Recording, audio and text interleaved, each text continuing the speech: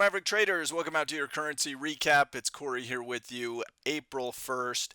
If you are a Maverick trader, we want to invite you to our annual summit. I understand we just had a meeting this morning and we're down to a couple of seats. So if you want to come, you better notify them immediately. Let them know this is our 15th annual and it's just a lot of fun. We're going to talk about trading, we're going to talk about charting, risk management. We're going to use AI systems as well and have some focused attention on that. So should be an excellent time. Make sure you join us. All right, we're going to talk about meaningful news today. We're going to talk about what things are moving, and today it's a little bit of a lack thereof, but tomorrow promises to have more volatility, and we'll touch on why. There are some setups materializing accordingly. Disclaimer. This video was created for professional Forex and crypto traders. Maverick Currencies is a proprietary trading firm that employs professional traders around the world. Our traders trade firm capital and keep 70 to 80% of profits they generate. All trades and analysis in this video are for professional traders only. If you are interested in becoming a professional Forex and currency trader for Maverick, click the apply button in the video description. Let's break down what happened today. So today I think is the pause, a little bit of a calm before the storm perhaps. So why do I say that? Well, if we look at movement of various equities and currencies and so on, not a lot happening today. However, tomorrow is the big trade news day. President Trump will be speaking, new tariffs, new introduction, where they go with retaliatory tariffs. Will there be any backing off? Will it be punch the gas? We're going to find out. Tomorrow has been the date circled on everyone's calendar. Crypto had a nice bounce back day. Gold had a very high volume day after an extended trend and extended range. So we're going to look at that chart as well and see if what's been a phenomenal trade in gold is starting to run out of gas. But for currencies, Euro had an especially weak day, down 0.5%, but ultimately not a whole lot going there. Today is the exact opposite of yesterday. We kind of had risk off yesterday, a little bit more risk on today, kind of puts us back to neutral. Crypto bounced back, everything else very, very quiet. Gold, oil, S&P, international stocks, all sideways, with crypto as the obvious outperformer. Now, we mentioned that Litecoin was the weakest of the week, and no super surprise here, it underperformed, where Ethereum, Bitcoin itself outperformed Litecoin. So that seems to have more supply, more selling pressure pressured against it. If crypto goes lower, Litecoin would be your first potential option. As crypto goes higher, Ethereum, Bitcoin, some of those would be more likely to lead that rally. Equities still look bearish. We're still below downward sloping moving averages. So let's zoom in on the chart and make sense of it together. Ultimately, you have sort of the descending triangular pattern happening.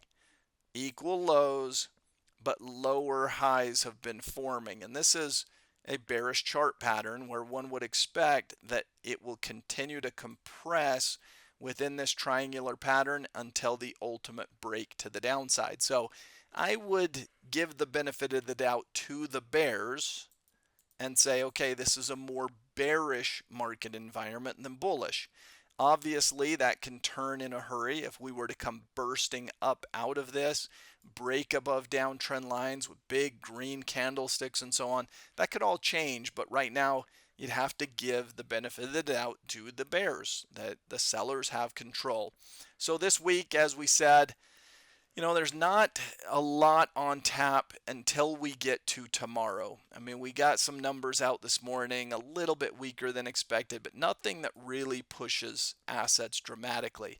Tomorrow, the trade date of April 2nd has been circled, and we're going to get news on that front. In addition, we've got payrolls out on Friday, and that tends to be more of a market mover as well. So those two events, Wednesday and Friday, US dollars, the first currency to think of that will be influenced by these news events the most. But I think everything has the potential to move. If the US slaps tariffs on Europe, well, the euro can move accordingly. And so There is some volatility anticipated. Now, this is one of those known unknowns, meaning we know the date, we know the time, so some of it's already getting priced in because it's not an unknown unknown. It's not going to just smack you upside the head. There's still a big portion of it that's unknown. We don't know what the tariffs will be in exact size, where they'll be a little more lax, where they'll be more aggressive. That's the portion we don't know. But at least the fact that we know it's coming, there's a date and time, well, that helps the markets to price it in ahead of time and not have as much volatility and as much freak out.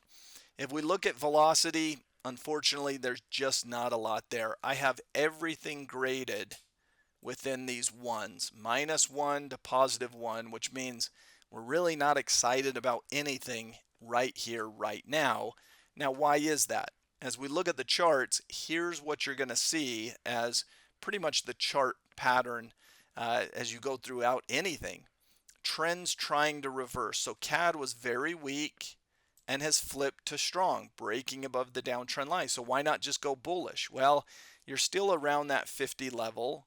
This is still more of a sideways slope than anything because, yeah, you're kinking up a little bit, but ultimately that's what happens in a sideways. It doesn't just perfectly go sideways. It's kind of like this, right?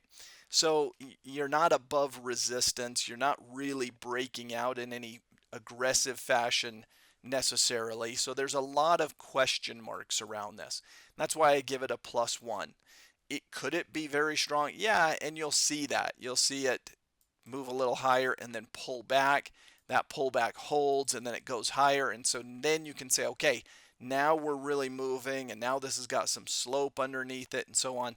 But right now there's just a lot of question marks. Look at the US dollar chart. Well, it looked very strong, trying to break out. Not super shocked that ahead of the major news, the breakout didn't stick, right? What's the reasoning for being super aggressive before you even have the trade and tariff news out? So, not surprising. We kind of had a little bit of a false breakout where it's sunk back in now. But where does that put us? Right at the 50 mark, right at a sideways sloping moving average and such. So we're just a lot of question marks. It could go either way. We could break right back upward, or we could break to the downside and break below some of these levels of support. It's just not a clear picture.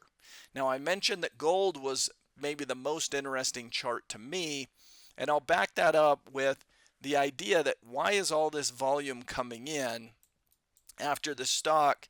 This is gold. This reflects gold prices after gold has gone up so much in the past couple of months. Usually volume surges when you're breaking out and then it surges again when you're exhausted. And what does an exhaustion look like? Well, think about what you do when you're exhausted. When you have exhaustion, you rest, right?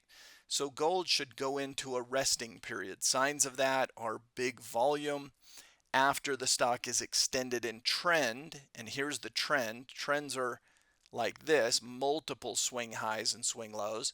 It's not only extended in trend, it's also extended in trading range. What's a trading range? Well, the distance between peak and valley, peak and valley, peak and valley. So gold is extended in the big trend. It's also extended on its current range, right? We're extended within the range. And then to have big volume coming in, this is usually where the public is piling in. The public catches wind of things when they're ripe for reversal. Basically, the public chases. And so the public is finally buying gold. They weren't strategic in buying it back here on breakouts. And when the trend began, they're getting in when the news is clamoring about gold and how well it's been performing and so on. So I think this is a lot of the public buying and the smarter trader that was already in profit taking, and we want to be more of the latter. So this smells of exhaustion in the gold markets. I found that kind of interesting. Volatility is expected tomorrow around trade and tariff news. We want to continue to play where the velocity is.